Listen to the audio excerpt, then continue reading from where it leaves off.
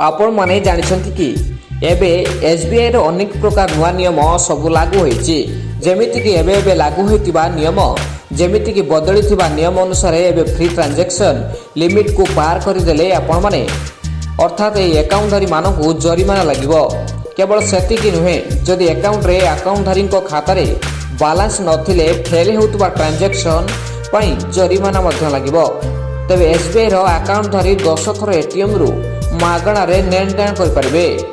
एथिरे 5 थर निज एसबीआई एटीएम रु एवं अन्य 5 थर अन्य 5 बैंक रु एटीएम लेन देन करा जाय परिबो। ए लिमिट को पार कर देले बैंक आपनकु 10 टंका ठारू आरंभ करी 20 टंका जाय जीएसटी शुल्क आदाय करिवो। ठीक सही परि अन्य एक नियम मध्य लागू होईछि। आसंतु जानिबा से विषय रे।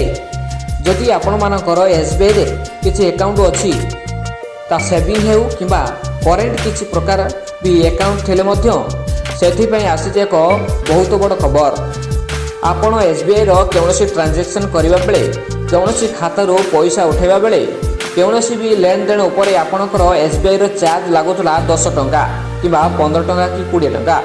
यह व्यतीत केउ मानकर 22 टंका 23 टंका कि 60 रु 70 टंका मध्य चार्ज लगुला। मात्र एबे एसबीआई घोषणा कर देछि कि समस्त खाताधारी कौनसी प्रकार चार्जेस लागिबो नाही। आपण माने मोबाइल एसएमएस सुविधा लाभ रे पाइबे।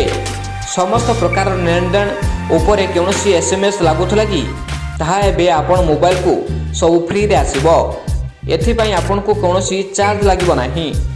सबुठु बड़ डिसीजन निया जायछि कि एसबीआई तरफ रु आपण मानकु अलगा बैंक रे किछि ना किछि मिनिमम बैलेंस रखिबाकू पड़थुला। केही बैंक रे 1000 केउ बैंक रे 2000 तबे सही हिसाब रे आपण मानकु कोनोसी क्षेत्र रे जीएसटी देबाकू पड़ुथुला, फाइन देबाकू पड़ुथुला।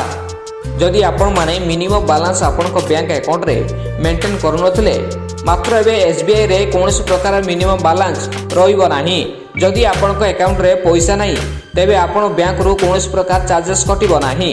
तेबे या बोधे सबुठु बड़ पदक्षेप नेछि एसबीआई तार ग्राहक मानक पाई।